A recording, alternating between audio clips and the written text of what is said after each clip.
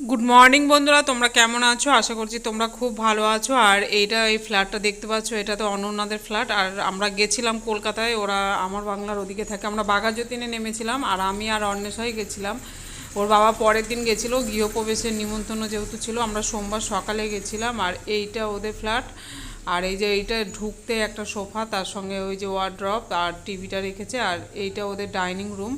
Dining রুমের ওই সোজাসুজি ওইটা দেখতে পাচ্ছ, ওইটা রান্নাঘর আর ওপেন রান্নাঘর। আর আর সমস্ত কিছু ওরা নতুনই কিনেছে, ফ্রিজ ট্রিজ যা দেখতে পাচ্ছ এগুলো সব নতুন কেনা। আর ওদের আর একটা ফ্ল্যাট ছিল, ওই বাড়িতে জিনিসপত্র সমস্ত কিছুই রেখে এসছে। আর এইগুলো যেহেতু পুজো হবে ঘরে, তার জন্য ওরা নতুন জিনিসই ব্যবহার করছে। আর খুবই সুন্দর করে যে ফ্ল্যাটটা, যাই হোক। আর এটা হচ্ছে পায়খানা বাথরুম। আর ঘর দুটো, একটা ঘর, দুটো ঘর ওখানে।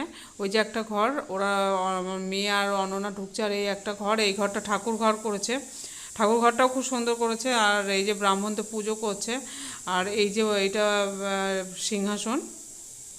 আর এই ঘরটা ফাঁকাই রেখেছে, এই ঘরটা এখনও খাটটা ঢোকায়নি, খাটটা পরে নিয়ে আসবে। আর ডাইনিং রুমটা খুব সুন্দর করছে। আর এই যে দেওয়ালে ওয়ালপেপার লাগিয়েছে, খুবই ভালো লাগছে। আর তারপরে আমি আর অন্বেষা ওই দিন ওরা তারপরে একটু সেজেগুজে আবার পরের দিন সায়েন্স সিটি গেছিলো, দুজনা ঘুরতে গেছিলো। আর অন্বেষা পরেছে একটু লেহেঙ্গা টাইপের পরছে, আর অনন্যা শাড়ি পরেছিল, যেহেতু ওর বাড়িতেই পুজো। এই যে আর ওরা খুবই সাজছে। আর তারপরে ওর ওর তিনজনায়, ওর মা বাবা আর উপোস ছিল। আর এই যে ব্রাহ্মণ আর যেহেতু গৃহপ্রবেশের পুজো, তার জন্য ঘোড়াটা নিয়ে বাইরে যেতে হয়, তার জন্য সেই নিয়মটাই ওরা পালন করছে। আর সেই দিনটাও নিরামিষ খাইছিল, পরের দিনও তাই। তারপরে আমরা সেই দিন রাতেই তো প্রায় বাড়িতে চলে এসেছিলাম, যেহেতু পরের দিন আবার আমার ননদের গৃহপ্রবেশ ছিল, তার জন্য মঙ্গলবারে রাত 10টার সময় এসে পৌঁছেছি।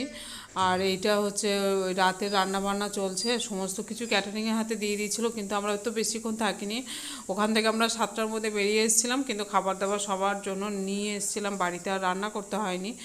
আর আমার মা ছিল, আমার শাশুড়ি ছিল, আমার যা আমাদের সঙ্গে এসেছিলো। আর আবিরকে তো আগেই পাঠিয়ে দিয়েছে। আর ওর কাকা পরের দিন এসেছিল। আর এখানে অনেক কিছু, অনেক নিরামিষের আইটেম করেছিল, কিন্তু পুরোটা তোমাদেরকে দেখাতে পারিনি, এমনিও খুবই ব্যস্ত ছিলাম, তার জন্য পরের দিনও তো আবার সকালবেলায় ছুটতে হয়েছে। আর এটা একদম ফ্ল্যাটের ওপরে 4তলায় ওরা খাওয়া দাওয়ার অ্যারেঞ্জমেন্ট করেছিল। একদম 4তলা না, ওরা 4তলায় আছে, 5তলা, এটা 6তলা। পুরো এটা পুরো ছাদেই করেছে। আর ওই বিল্ডিংগুলো দেখতে পাচ্ছ ওদের কাছাকাছি, এগুলো সব মেট্রো। আর ছাদে উঠলেও ভীষণই ভালো লাগে। আর অনেক বড়ই ছাদটা। আর এইগুলো হচ্ছে ওদের আশেপাশে এগুলো বাড়িগুলো। আর ওদের বাড়িতে নেমে সবথেকে সুবিধা হচ্ছে বাঘাযতীন নেমে ওদের বাড়িতে যাওয়ার সুবিধা। আর আগে তো আমরা যাদবপুরে নামতাম, যাদবপুরে নেমে মামাবাড়ি মাসিরা ওখানে ওই দিকটাই থাকে। আর এরা তো এখন অনেকটা দূরেই চলে এসছে ওদের কাছ থেকে। সেদিনটা গরমও পড়ছিল, কিন্তু শাড়ি পরেছিলাম, ওই জন্য শাড়ি পরে বেরিয়ে পড়ছি। অন্বেষা টপ আর জিন্স পরেছিল। আর আমরা তো স্টেশনে, বাঘাযতীন স্টেশনে দাঁড়িয়ে আছি ট্রেনের অপেক্ষায়। আর মেশোরাও এসেছিলো আমাদের সঙ্গে। আর সুনিতা আমাদের সঙ্গে চলে এসেছিলো রাতেই। ঠিক আছে তাহলে বন্ধুরা, আজকে এই পর্যন্ত। নতুন একটা ভিডিও নিয়ে অবশ্যই হাজির হবো। তোমরাও খুব ভালো থেকো, টাটা, বাই।